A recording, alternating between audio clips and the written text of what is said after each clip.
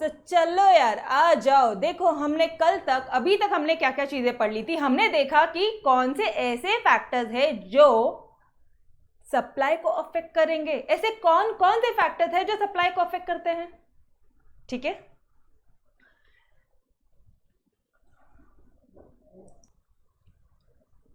चलो यार आ जाओ, रेडी, ओके। तो ऐसे कौन कौन से फैक्टर्स है, ऐसे कौन से फैक्टर्स है जो सप्लाई को अफेक्ट करते हैं। एक तो है प्राइस। देखो डिमांड में भी सेम चीज आया था। डिमांड में ऐसे कौन से फैक्टर्स है जो डिमांड को अफेक्ट करते हैं। तीन प्राइस था कि 2 प्राइस पे था। 3 प्राइस इन टोटल था या 2 प्राइस इन टोटल था उधर। 3 प्राइस था, yes very good. 3 price in total मतलब वहां पे क्या क्या था एग्जैक्टली, 3 प्राइस इन टोटल। ये जो भी फैक्टर्स थे वो टोटल 9 फैक्टर्स थे आई थिंक। वो पूरे फैक्टर्स हमारे डिमांड को अफेक्ट करते हैं। और यहाँ पे क्या फैक्टर्स है, 2 प्राइस पे प्रोडक्शन करेंगे हम लोग टिंगो का। जैसे बिंगो होता है ना, बिंगो अरे चिप्स होते हैं ना, वैसे टिंगो, ठीक है। पी से क्या है, पी से क्या है गाइस, एवरीवन रिकॉल फटाफट से। पी से है आपका प्राइस ऑफ अ कमोडिटी। फिर पी से आता है आपका future expectations about the prices, future expectations about the prices. फिर आता है आपका प्रोडक्शन, प्रोडक्शन बोल रहे हो ना यहाँ पे, प्रोडक्शन बोल रहे हो ना, तो प्रोडक्शन मतलब cost of production. Cost of production मतलब खर्चा बढ़ गया तो सप्लाई में भी अफेक्ट होगा। अगर खर्चा बढ़ गया यार ये पेन बनाने का, तो मैंने थोड़ी ना बनाना है, यस और नो, ठीक है। फिर स्टेट ऑफ टेक्नोलॉजी, अगर टेक्नोलॉजी मस्त इंप्रूव हो गई है तो ऑब्वियसली प्रोडक्शन ज़्यादा होगा, सप्लाई ज़्यादा होगा। अरे वाह यार, सारे अंदर की चीज़ें एकदम 2 सेकंड में याद आ रही है। आपको याद आ रही है क्या, नहीं आ रही है? मुझे तो आ रही है। टी से टेक्नोलॉजी, ठीक है, टिंगो, TINGO, TINGO। आई से इंफ्रास्ट्रक्चर फैसिलिटी, एन से नेचुरल कंडीशन। देखो अभी इंफ्रास्ट्रक्चरल फैसिलिटी में आप क्या बोलोगे, ठीक है। इंफ्रास्ट्रक्चर में बोलेंगे कि भाई अगर मेरे यहाँ से मुझे गांव जाने का रास्ता एकदम स्मूथ है ना, तो मैं शायद हमेशा मेरे मॉम डैड से मिलती रहूंगी। बट ना रास्ता उतना अच्छा नहीं है ना, तो आपकी मैडम जाती भी नहीं है, ठीक है।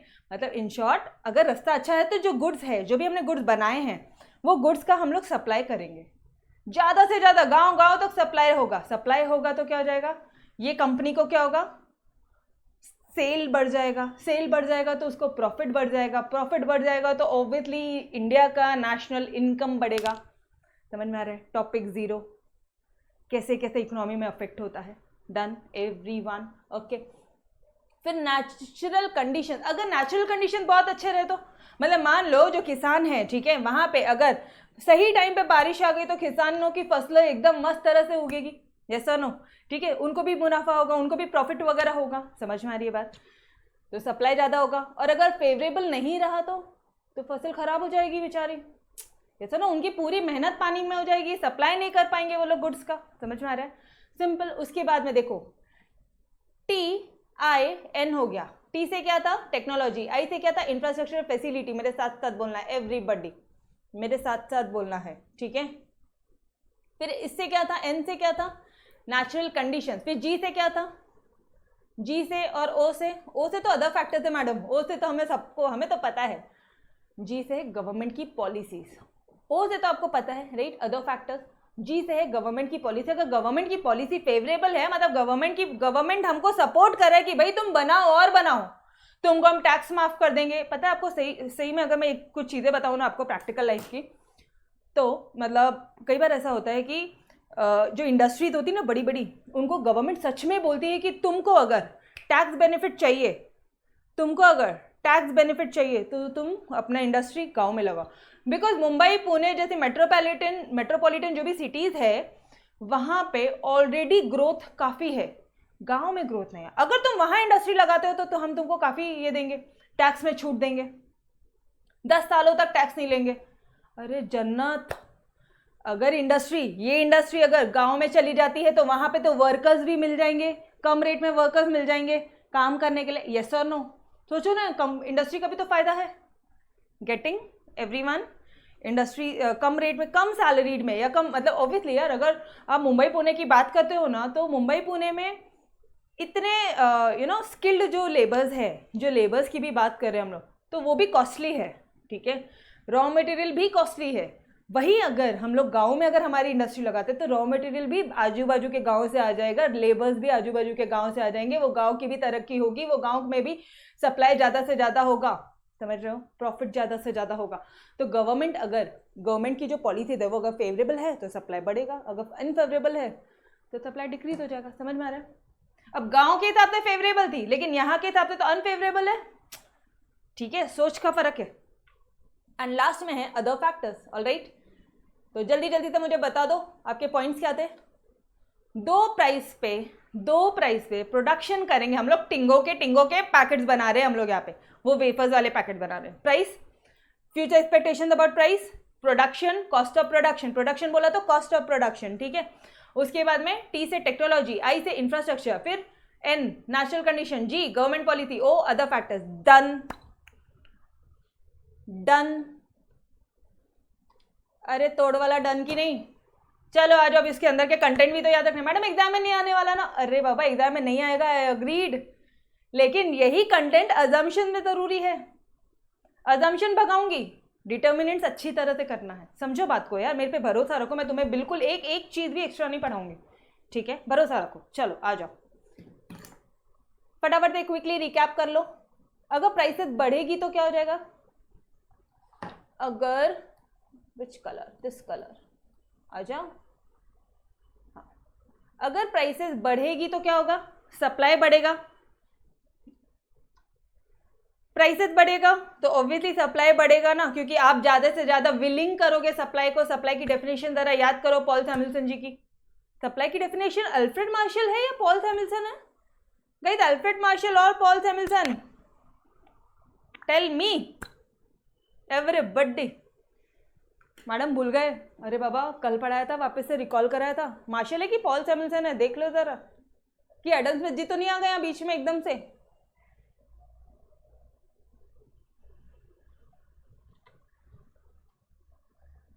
कैसे बच्चे हैं ना मेरे, मतलब जवाब ही नहीं देना है, ऊपर से गलत जवाब देना है, हाइट हो गई रे भाई। पॉल सैमुअल्सन ने सप्लाई दिया है, डिमांड तक अल्फ्रेड मार्शल जी थे, यहां से पॉल सैमुअल्सन जी चल रहे, एस से सैमुअल्सन, एस से सप्लाई, एस से सैमुअल्सन, एस से सप्लाई। अब तो ध्यान रखोगे ना एवरीबॉडी, ठीक है, याद है? अच्छा फटाफट से रिकॉल कर लो। Supply refers to the relation between market prices and the amount of goods that producer is willing to supply. Willing to supply मतलब अगर प्राइसेस बढ़ेगी तो मैं ज्यादा विलिंग करूंगी सप्लाई करने पे, ठीक है, डन, यस। अल्फ्रेड मार्शल नहीं बोलना यहाँ पे, एस से सप्लाई, एस से सैमुअल्सन, ठीक है। चलो, तो प्राइसेस बढ़ेगी तो आप ज्यादा विलिंग करोगे सप्लाई करने के लिए, डन। सिर्फ इसका एक फर्स्ट पार्ट हो गया ना, तो सेकंड पार्ट अपने आप आता है। रिवीजन भी ऐसे ही करना। अच्छा, अगर फ्यूचर में आपको लगता है कि प्राइसेस बढ़ेंगे, मम्मा को लगता है दिवाली में प्राइसेस बढ़ने वाले, तो मम्मा आज ही क्या करेगी, बढ़ने वाले तो आज ही क्या करेगी, वो डिमांड करेगी। लेकिन मम्मा की बात नहीं हो रही है यहाँ पे रे, यहाँ पे बात हो रही है वो शॉपकीपर की। बढ़ने वाले तो वो आज ही क्या करेगा, आज ही वो विदोल्ड करेगा। मम्मा कई बार बोलती है यार ये ना, ये मिल ही नहीं रहा है, पता है क्या, ये जो प्रोडक्ट है ये मिल ही नहीं रहा है मार्केट में, समझ रहे हो, ये जो पर्टिकुलर प्रोडक्ट है ये नहीं मिल रहा है। कितनी जगह ढूंढ लिया, इतनी दुकानें ढूंढ लिया, कहाँ से मिलेगा, वो लोग ने गोडाउन में स्टोर करके जो रखा है, ठीक है, कम रेट पे जो थी ना चीजें उसको उन्होंने स्टोर करके रखा है। जब प्राइसेस बढ़ेंगी तभी वो अपने गोडाउन से चीजें निकालेंगे, उन्होंने स्टॉक विदोल्ड किया है, सप्लाई डिक्रीज कर दिया है मार्केट में, समझ में आ रहा है? अच्छा, फिर इसमें कॉस्ट ऑफ प्रोडक्शन अगर बढ़ा तो, पेन बनाने का खर्चा बढ़ गया तो अब प्रॉफिट नहीं है ये बनाने में, अब मैंने सप्लाई नहीं करना, सप्लाई कम कर देंगे हम। अच्छा, टेक्नोलॉजी बढ़ गई तो, टेक्नोलॉजी बढ़ गई तो ज्यादा प्रोडक्शन होगा, ज्यादा प्रोडक्शन तो ज्यादा सप्लाई, ठीक है, डन, ओके। अगर इंफ्रास्ट्रक्चर बढ़ गया तो, इंफ्रास्ट्रक्चर बढ़ गया तो, इंफ्रास्ट्रक्चर बढ़ गया तो इजीली गांव गांव में सामान जाएगा, ज्यादा से ज्यादा गुड्स के सप्लाई होंगे। याद आ रहा है या नहीं एवरीबॉडी? ठीक है। अगर फेवरेबल क्लाइमेट रहेंगे तो, क्लाइमेट फेवरेबल है किसानों के लिए तो वो ज्यादा से ज्यादा गुड्स सप्लाई करेगा। अगर गवर्नमेंट की पॉलिसी फेवरेबल है तो हम ज्यादा से ज्यादा गुड्स सप्लाई करेंगे। अगर अदर फैक्टर्स फेवरेबल है, बाकी जितने भी फैक्टर्स है, तो सप्लाई इंक्रीज हो जाएगी। Done, clear everyone? Yes, okay. चलो, तो अब आ जाते हैं, अब बात करते हैं आपके टॉपिक की assumptions of law of supply. अच्छा, ये मैंने ऑलरेडी कल बता दिया था कि भाई ये जो इंडिविजुअल सप्लाई शेड्यूल है, अगर ये वाला क्वेश्चन आपको एग्जाम में, मतलब सॉरी ये वाला पार्ट क्या, रुको रुको पूरा क्लीन करने दो एक बार। हाँ, लॉ ऑफ सप्लाई अगर पूछता है एक्सप्लेन लॉ ऑफ सप्लाई, तो सिर्फ ये जितना नोट्स में दिया, इस पॉइंट को मैं बार बार हाईलाइट करके बता रही हूँ, ठीक है। सिर्फ ये चंद पैराग्राफ, ये जो चंद 8 लाइनें हैं, कितना आधा पेज भी नहीं भरेगा, इतना लिख के मत आना, क्योंकि 8 मार्क का क्वेश्चन रहेगा वो, एटलीस्ट 8 से 10 मार्क का क्वेश्चन रहेगा, इतना कम लिख कर मत आना। क्या लिखोगे यहाँ पे एक्सप्लेनेशन में तुम जाओगे, इंडिविजुअल सप्लाई शेड्यूल और सप्लाई कर्व बनाओगे। ऊपर चलो, हाँ ये मार्केट है, मार्केट नहीं बोला, क्या बोल रहे हो, इंडिविजुअल सप्लाई शेड्यूल वो यहाँ से शुरू होगा, शेड्यूल बनाया और उसके बाद में कर्व बनाएगा, वो यहाँ तक चलेगा। समझ में आ रहा है? ये बात सभी को क्लियर हुआ? लॉ ऑफ डिमांड में ये चीज़ें करके दी है मैंने, नोट्स में वापस से आंसर रीप्रिंट किया है, कॉपी पेस्ट करके नोट बढ़ाई है। लॉ ऑफ सप्लाई में वापस से नहीं किया, लॉ ऑफ सप्लाई में मैंने यहाँ पे वापस से लिख दिया है कि भाई, क्योंकि अब बच्चे को समझ में आता है कि भाई लॉ ऑफ डिमांड में कब आंसर इतना बड़ा हुआ, लॉ ऑफ सप्लाई में क्यों इतना कम हुआ, क्योंकि आपको ये चीज़ें लिखनी है। ठीक है, क्लियर है ये चीज़ें?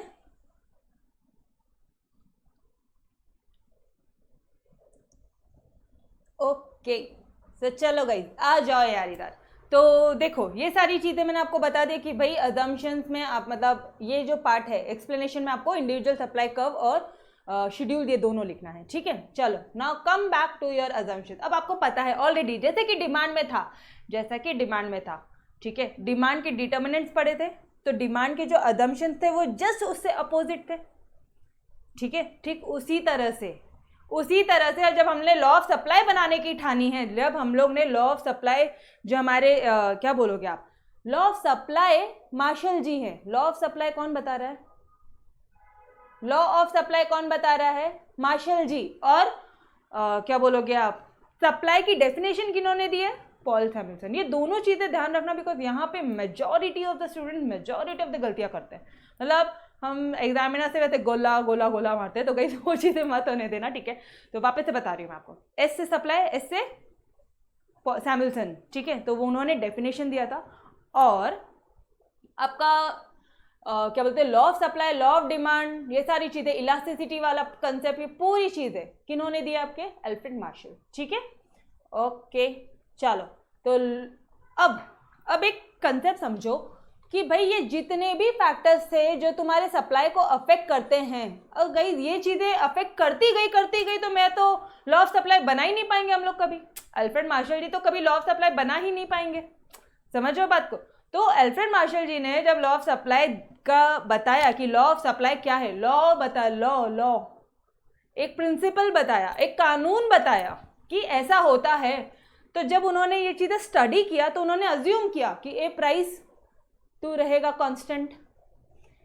अब मैं कलर चेंज करूँ, विच कलर सारे कलर से यूज हो जाते हैं अपने यहाँ पे, ब्लैक।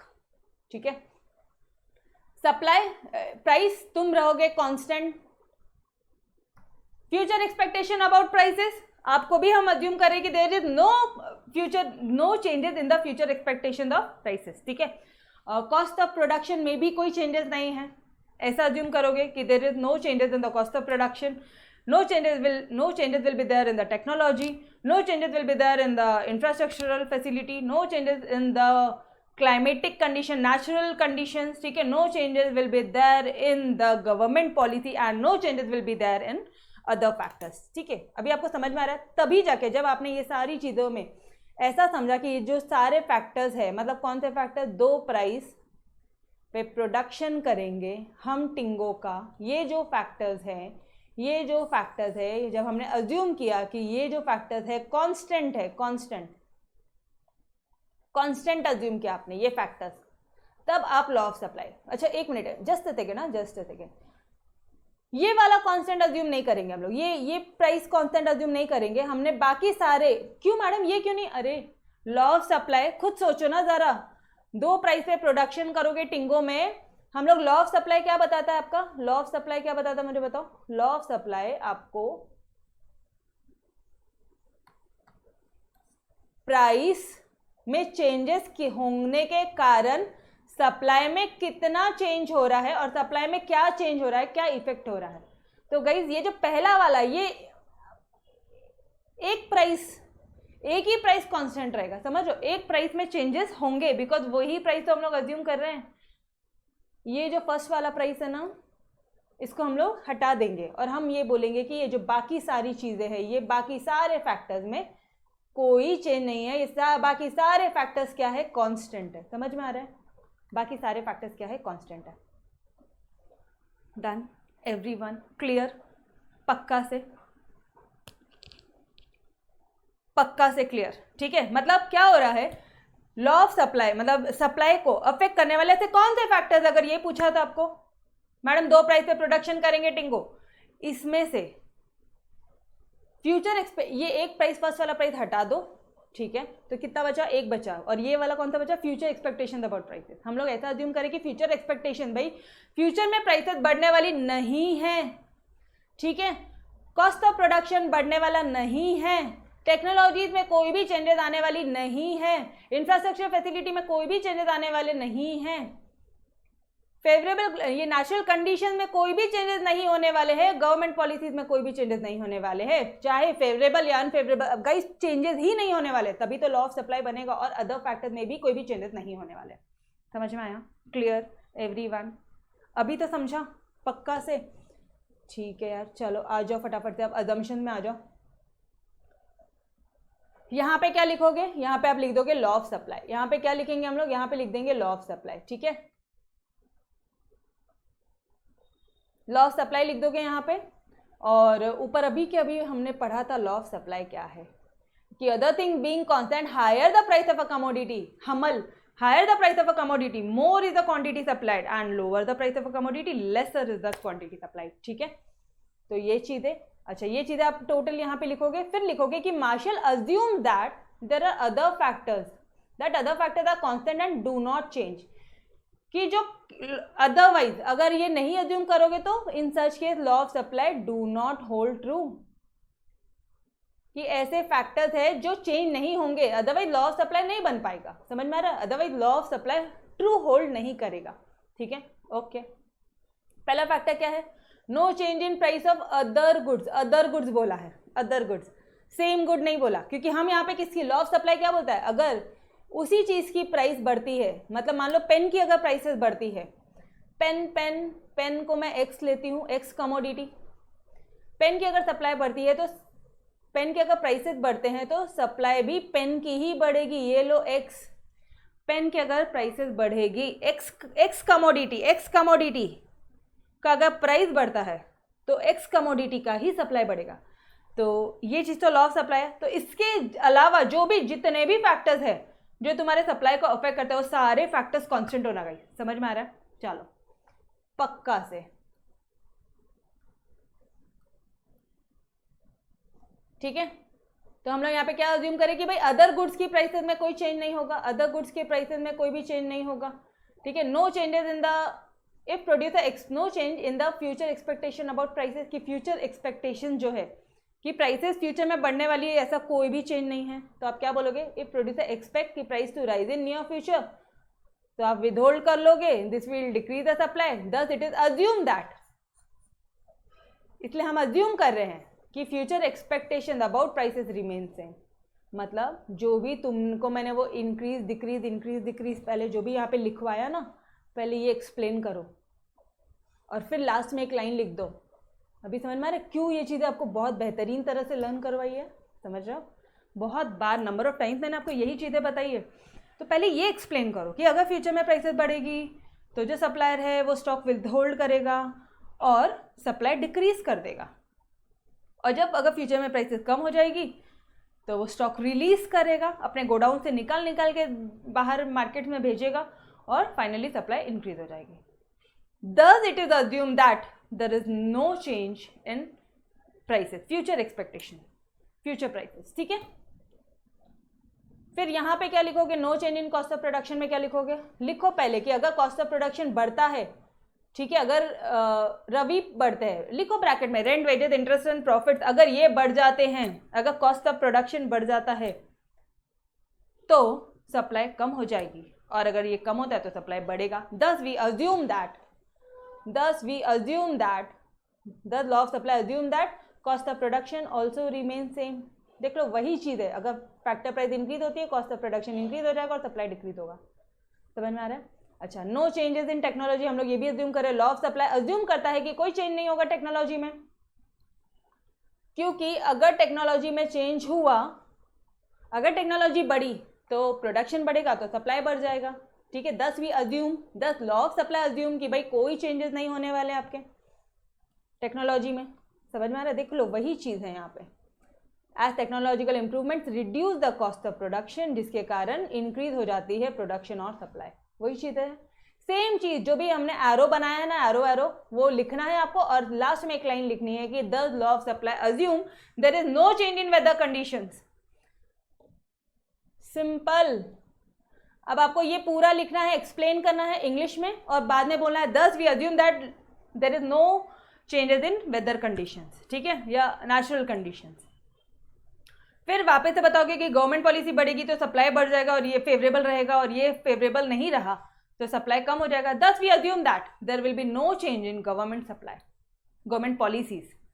डन? क्लियर हो रहा है? पहले आपको ये एक्सप्लेन करने हैं डब्बे को, ठीक है, और बाद में तुमको लिखना है कि there is no change in law of supply assume there is no change in government policy. Done? ठीक है। अब अदर फैक्टर्स को भी एक्सप्लेन करोगे और फिर बोलोगे दस वी अज्यूम, या फिर ऐसा बोल दो कि thus professor Alfred Marshall assumes there is no change in other factor. तो आपके पास में नंबर ऑफ लाइंस भी है लिखने के लिए। पहले तो बोलो कि लॉ ऑफ सप्लाई अज्यूम कि भाई कोई चेंज नहीं होगा गवर्नमेंट पॉलिसी में, या फिर ऐसे लिख लो कि भाई 10 प्रोफेसर अल्फ्रेड मार्शल अज्यूम कि कोई चेंज नहीं होगा गवर्नमेंट पॉलिसी में। समझ में आ रहा है? तो नंबर ऑफ तरीके हैं।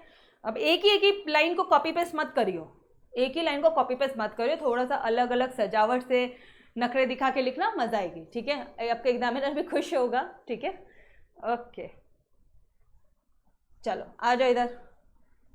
देखो, लॉ ऑफ सप्लाई अज्यूम करता है कि कोई चेंज नहीं है गवर्नमेंट पॉलिसीज में, जैसे टैक्सेशन ये है। अगर certain commodity, if a certain commodity then supply of that commodity will,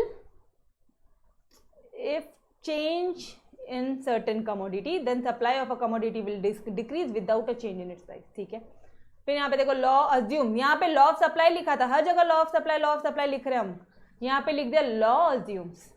चलता है इस तरह से, थोड़ी से नखरे करो इको में। ठीक है, boys also the law assume कि भाई कोई चेंज नहीं है in the condition of transport facility, transport cost. ठीक है, अगर बेटर ट्रांसपोर्ट फैसिलिटी इंक्रीज हो जाएगा तो सप्लाई भी इंक्रीज हो जाएगा। डन? फिर आप बोलोगे कि लॉ ऑफ सप्लाई अज्यूम, देखो अब एक बार लिख दिया लॉ, एक बार लिख दिया लॉ ऑफ सप्लाई, फिर यहाँ पे लिखा इट इज अज्यूम दैट। आप देख रहे हो, यहाँ पे वापस से लिख दिया लॉ ऑफ सप्लाई। यहाँ पे शुरुआत अपने वो बॉक्स से कर दी है, यहाँ पे भी शुरुआत अपने बॉक्स से कर दी है, समझ रहे हो? ओके, चलो फिर ये लास्ट में क्या बोलोगे आप कि लॉ ऑफ सप्लाई अज्यूम कि भाई अदर फैक्टर्स जो है वो सेम रहेंगे, any change in this factors will lead to change in supply even when there is no change in price. समझ में आ रहा है? ओके, तो गाइस ये आंसर तो आप टोटली मन से लिखोगे, कॉपी पेस्ट करने की कोशिश मत करना, रट्टा मत मारना। ठीक है, इससे बेहतरीन आंसर्स अपने पास यहाँ पे है, इसी का ही बेहतरीन प्रेजेंटेशन अपने पास यहाँ पे है। पहले बॉक्स एक्सप्लेन करो, फिर लिखो law of supply. Box explain मत करो, लिख दो कि लॉ ऑफ सप्लाई अज्यूम करता है, या फिर लिख दो लॉ अज्यूम करता है ऐसा चीज़। ठीक है, तो you have an number of ways. आपको कंसेप्ट समझ में आ गया, आंसर अपने मन से लिखो। ठीक है, और एक फटाफट से व्हाट्सएप दे देना आज। ठीक है, चलो तो guys we will stop till here. इसके आगे का हम लोग कल कंटिन्यू करते हैं। अजम्पशंस हो गया, अब कल हम लोग करेंगे एक्सेप्शंस। बहुत सिंपल सा पार्ट है, थोड़ा सा इंपॉर्टेंट है। फिर बाद में variation in supply, contraction in variations वाला, वेरिएशन इन सप्लाई, जैसे वेरिएशन इन डिमांड हुआ था, फिर changes in supply, and that's it, your chapter over. नहीं sorry, cost concept and revenue concept भी है। ठीक है, बस उसके बाद चैप्टर खत्म हो जाएगा आपका। ठीक है, चलो भाई, so till then bye bye, take care, खुदा हाफिज़। Yes, bye everyone, take care.